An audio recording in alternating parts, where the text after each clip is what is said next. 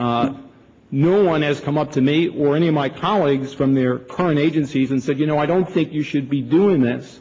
This is a bad organization. This is an organization that has terrorist intent or capability. That's not happened. No one, as far as I know, my colleagues also, we've not been notified by the Department of Justice that we are suspected of providing material assistance to a foreign terrorist organization. The reason is it's not a foreign terrorist organization except by the virtue of this bad decision that listed it and persisted. On the urgency issue, which is the second point I want to make, we are running substantially out of time here. I don't believe and I don't have confidence in the State Department process. In fact, I would not even call it a process. And my hope is that the people in the State Department who are working this issue, working is not the right word, would pay some attention to the words of our new Secretary of Defense, who recently said, damn it, make a decision. The decision here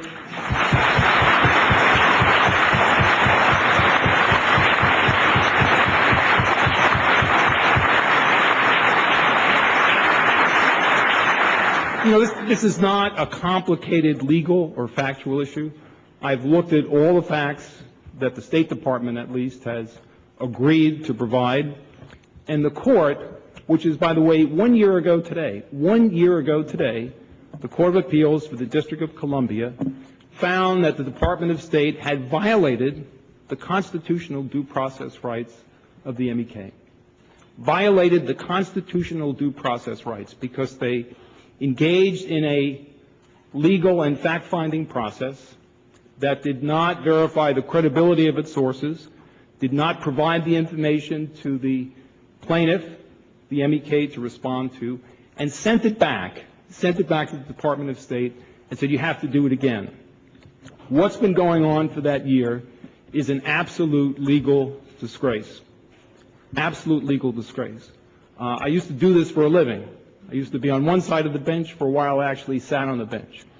The Court of Appeals specifically directed the Secretary of State to review the decision and report back to the court.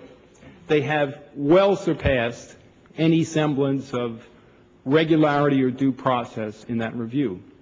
And I think the review borders now on bad faith, my opinion. If I was a judge, which I'm not, and unfortunately this is before no judge at the moment, because the Court of Appeals, which is not a trial judge, sent it back to the administrative agency for a review. If this was before a trial judge, ladies and gentlemen, that judge would haul the State Department into a hearing, into a show cause hearing, why it should not be held in contempt of the court for delaying, without any justified basis, the completion of the court's direction. We spend a lot of time on the facts. Let me just mention a couple of them. The State Department is going through a process now. It's not a process. It's a slow. What they do is they assemble a bunch of documents. There's 10 of them here in front of me. I'm not going to take the time to go over them with you. Then they give them to the plaintiff. They give them to the MEK and their lawyers, and they say, comment on these. And they comment on them, and then they say, thank you for your comments. We now have to review your comments. But the importance is the irrelevance and the ridiculousness of these documents. Some of them, for instance, are press releases.